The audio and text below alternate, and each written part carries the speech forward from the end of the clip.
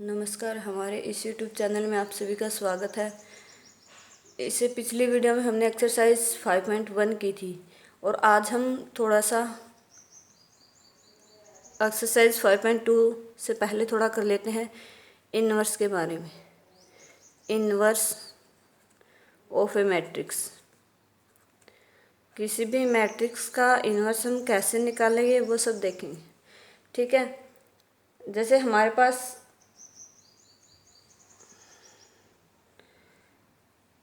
ये कोई भी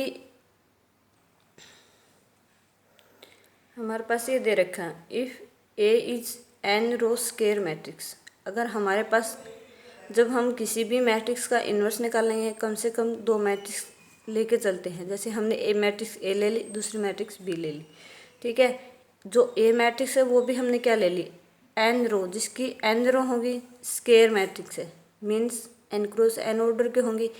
and if there exist another n row square matrix, और हमारी जैसे एक मैट्रिक्स थी, इसके रिस्पेक्ट में हमारे पास दूसरी एन रो की स्क्वायर मैट्रिक्स अगर एग्जिस्ट करती है, वो हमने क्या ले ली, बी। तो वो किस तरह होगा, जो हमारा ए बी है, ए की बी की मल्टीप्लाई वो इक्वल होनी चाहिए बी की ए की मल्टीप्लाई के साथ। और ये हमारा किसके इक्वल होगा, आइडेंटिटी के। Identity matrix means n cross n order के आइडेंटिटी मैट्रिक्स। तो यहाँ पर अगर ये बात एग्जिस्ट करती है तो यहाँ से आप ए को क्या कहोगे, इन्वर्टिबल, और बी को क्या कहोगे, B is inverse of A. B हमारा क्या हो जाएगा, ए का इनवर्स होगा। ये हमारी थी इनवर्स की डेफिनेशन। अगर हमें इनवर्स निकालना हो तो आप क्या करोगे,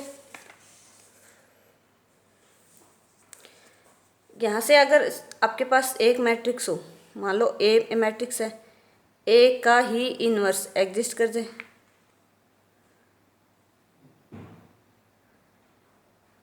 ऐसे लिख सकते हो, इक्वल टू क्या होगा, A inverse A into equal to identity matrix n. Means जो आप इनवर्स है मैट्रिक्स का उसको डिनोट किससे करोगे, ए इनवर्स से हम डिनोट करते हैं, ऐसे लिखते हैं इसको, इनवर्स ऑफ मैट्रिक्स।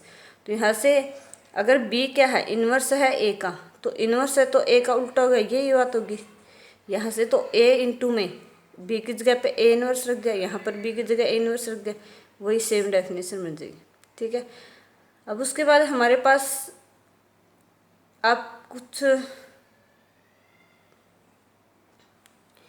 जब आप किसी भी मैट्रिक्स का इन्वर्स निकालोगे तो उसके लिए हमारे कौन कौन सी जो मीन्स कौन कौन सी प्रॉपर्टी वो उसको सेटिस्फाई करनी चाहिए कि हमारा इन्वर्स, मान लो आपके पास कोई मैट्रिक्स ए है तो वो कब इन्वर्स एग्जिस्ट करेगा, उसके लिए हमारे कौन सी नेसेसरी और सफिशिएंट कंडीशन ज़रूरी है। जो हमारी नेसेसरी और सफिशिएंट कंडीशन कौन सी होंगी, आप बोल सकते हो इन्वर्स जब भी एग्जिस्ट करेगा, मैट्रिक्स का इन्वर्स आपका क्या करेगा, इन्वर्स है जो हमारा वो एग्जिस्ट करेगा। कब एग्जिस्ट करेगा, उसके लिए हमारी क्या होगी, कुछ सफिशिएंट और नेसेसरी कंडीशन होगी। तो नेसेसरी और सफिशिएंट कंडीशन क्या होगी, नेसेसरी एंड सफिशिएंट कंडीशन।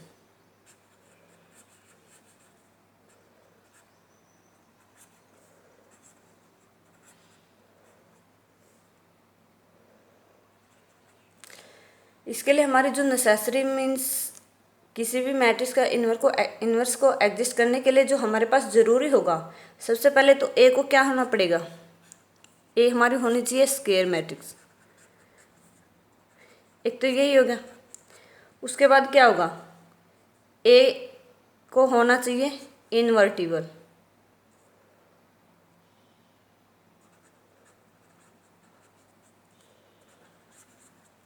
और एक कंडीशन क्या होगी, ए क्या होगी हमारा नॉन सिंगुलर।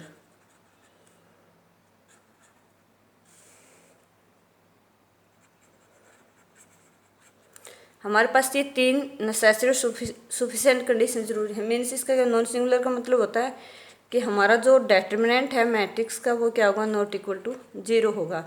यहाँ से आप देख सकते हो, एक तो होना चाहिए स्क्वायर मैट्रिक्स, दूसरा होना चाहिए इन्वर्टिबल, भी उसको इन्वर्स एग्जिस्ट करे, और क्या होगा हमारे पास नॉन सिंगुलर मैट्रिक्स, मीन्स जो डेटर्मिनेंट होगा मैट्रिक्स ए का वो क्या होगा, नॉट इक्वल टू 0 होगा। तो यहाँ से आप अगर किसी भी मैट्रिक्स, कोई भी मैट्रिक्स अगर सिंगुलर है, सिंगुलर्स मीन्स अगर आपके पास कोई भी सिंगुलर मैट्रिक्स है तो मीन्स क्या हो गया उसका, दैट इज़ जो डेटर्मिनेंट है का क्या होगा, इक्वल टू 0 होगा। सिंगुलर मैट्रिक्स वही होती है जिसका डेटर्मिनेंट्स इक्वल टू 0 हो। अगर किसी भी मैट्रिक्स, कोई भी मैट्रिक्स सिंगुलर बोल सकते हो या किसी के मैट्रिक्स का डेटर्मिनेंट 0 हो तो आप उसको इन्वर्टिबल नहीं बोल सकते। इन्वर्टिबल मीन्स आप बोल सकते हो कि जो मैट्रिक्स ए है, मान लो वो क्या है आपके पास सिंगुलर है, तो जो ए मैट्रिक्स है ना उसका इन्वर्स एग्जिस्ट नहीं करेगा, इन्वर्स डज नॉट एग्जिस्ट।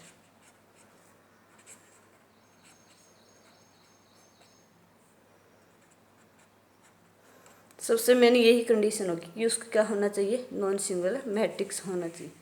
ठीक है, उसके बाद आप बोल सकते हो कि कुछ एक प्रॉपर्टीज बोल सकते हैं इन्वर्स ऑफ मैट्रिक्स की, आप बोल सकते हो कुछ एक थ्योरम्स है। जो थ्योरम्स हैं हम उनका प्रूफ नहीं देखेंगे, लेकिन हम जो थ्योरम्स हैं उनके एक बार देख लेते हैं कि उनका सीधा डायरेक्ट हम कई बार यूज कर लेते हैं सम के अंदर, तो हम सीधा ही यूज कर लेते हैं, तो हम उसकी प्रॉपर्टी बोल सकते हो या फिर inverse of matrix. Inverse of matrix की प्रॉपर्टी आप बोल सकते हो, थ्योरम बोल सकते हो, कुछ ही बोलो। मेन पॉइंट्स लिख रहे हैं तो आप प्रॉपर्टी भी बोल सकते हो इसको।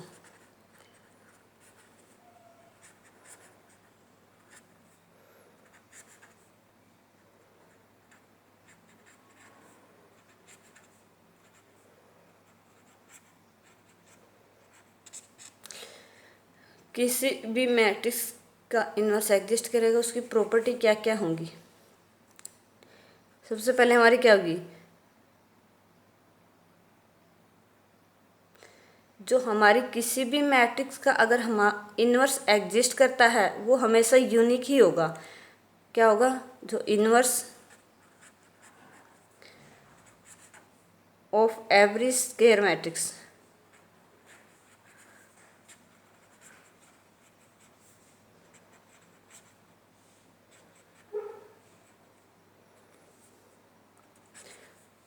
इफ इट एग्जिस्ट, अगर इन्वर्स किसी भी मैट्रिक्स का एग्जिस्ट करता है तो वो हमेशा क्या होगा, यूनिक होगा।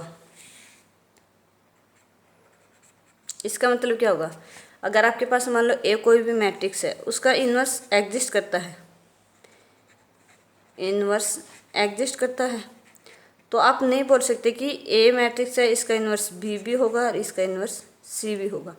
अगर आपके पास दो इन्वर्स लेके चल भी पड़ते हो तो आपको दोनों को इक्वल दिखाना पड़ेगा। अगर ये दोनों इन्वर्स इक्वल होंगे तभी हमारी क्या होगी, मैट्रिक्स ए है वो उसका इन्वर्स एग्जिस्ट कर रहा है, मीन्स एग्जिस्ट इन्वर्स एग्जिस्ट कर रहा है तो वो सिर्फ क्या होगी, यूनिक मैट्रिक्स होगी।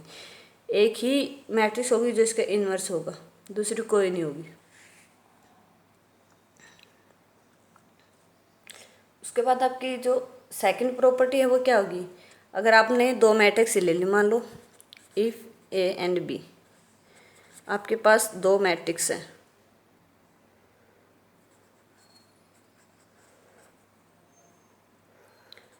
और दोनों क्या होंगी, नॉन सिंगुलर। अगर आपको इन्वर्स एग्जिस्ट करना है तो दोनों के क्या होना पड़ेगा, नॉन सिंगुलर मैट्रिसेस होंगी। दो ले ली हमने जो क्या है, नॉन सिंगुलर है, ऑफ दिस सेम ऑर्डर।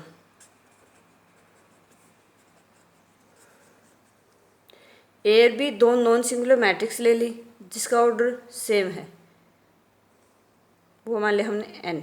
ठीक है, तो ए बी जो इसका इन्वर्स है वो किसके इक्वल होगा। आप सीधा नहीं लगा सकते कि इसके ऊपर इन्वर्स लगा दे, इसके ऊपर इन्वर्स लगा दे, ऐसे नहीं लगा सकते। जो लास्ट का है वो पहले आ जाएगा, बी पहले होगा, फिर ए हो जाएगा, ये आपका इन्वर्स एग्जिस्ट करेगा।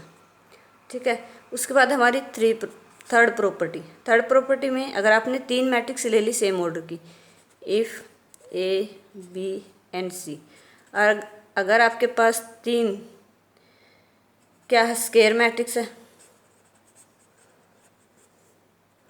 अगर आपके पास तीन स्क्वायर मैट्रिसेस हैं और जिनका ऑर्डर क्या है, एन है, तीन स्क्वायर मैट्रिक्स है और जिसका ऑर्डर एन है, तीनों का। तो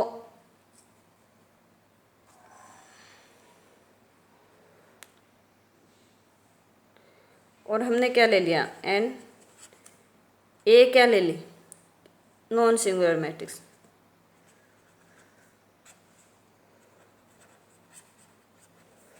ए क्या हमारी नॉन सिंगुलर मैट्रिक्स है।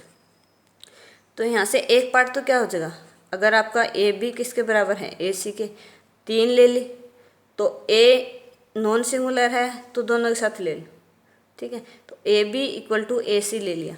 तो यहाँ से क्या होगा, यहाँ से आप लिख सकते हो, अगर ए बी और ए सी इक्वल है और ए क्या है, नॉन सिंगुलर है, अब सीधा कट नहीं करोगे तो आप क्या बोल सकते हो, बी और सी क्या होंगे, हमारे इक्वल होंगे। अगर ये हमारे पास 3 स्क्वायर मैट्रिक्स है जिसका ऑर्डर सेम एन ऑर्डर की है, और हमने ए क्या ले ली, नॉन सिंगुलर मैट्रिक्स ले ली, यहाँ से बोल सकते हो ए बी किसके इक्वल है, ए सी के इक्वल है। आप यहाँ से क्या, ए तो नॉन सिंगुलर है पर बी और सी का नहीं पता हमें क्या है, तो यहाँ से अगर ए नॉन सिंगुलर है तो आप देख सकते हो कि ये तो दोनों नॉन सिंगुलर होगी, और बी और सी हमारे क्या होंगे, बराबर हो जाएंगे। ऐसे ही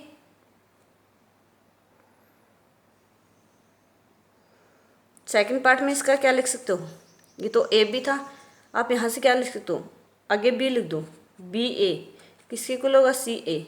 ये क्या होगा, ए नॉन सिंगुलर है तो यहाँ से भी आप क्या लिख सकते हो, बी इक्वल टू सी होगा आपका। ये थी हमारी थर्ड प्रॉपर्टीज़। उसके बाद हमारी फोर्थ प्रॉपर्टीज़। फोर्थ प्रॉपर्टीज़ में क्या है, अगर ए कोई भी आपके पास इन्वर्टिबल है, if A is an invertible matrix,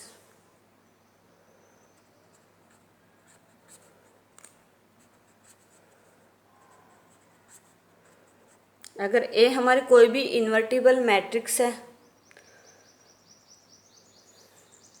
तो आपके पास क्या होगा, देन जो ए का ट्रांसपोज है और इसका इन्वर्स, इसका क्या लिख सकते हो, इन्वर्स को अंदर ले जाओ, ट्रांसपोज को बाहर ले जाओ, ए इन्वर्स और इसका ट्रांसपोज। यहाँ से क्या होगा, अगर ए इन्वर्टिबल मैट्रिक्स है, इन्वर्टिबल मैट्रिक्स है तो अगर पहले हमने मैट्रिक्स का ट्रांसपोज ले रखा है और उसका क्या ले रखा है, इन्वर्स, वो किसके इक्वल होगा, अगर पहले आप इन्वर्स ले दो फिर ट्रांसपोज ले दो, दोनों बात क्या होंगी, बराबर ही होंगी। ये हमारी है फोर्थ प्रॉपर्टीज़। उसके बाद हमारी फिफ्थ प्रॉपर्टीज़। फिफ्थ प्रॉपर्टीज़ में क्या दे रखा है, अगर आपके पास ए कोई भी नॉन सिंगुलर मैट्रिक्स है,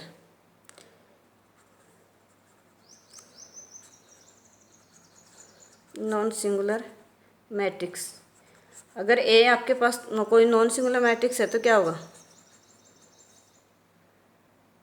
अगर ए का इन्वर्स ले दो और उसका क्या डेटर्मिनेंट लो, वो किसके इक्वल आएगा, पहले ए का डेटर्मिनेंट ले दो फिर उसका इन्वर्स ले दो, दोनों क्या आएंगे, बराबर आएंगे।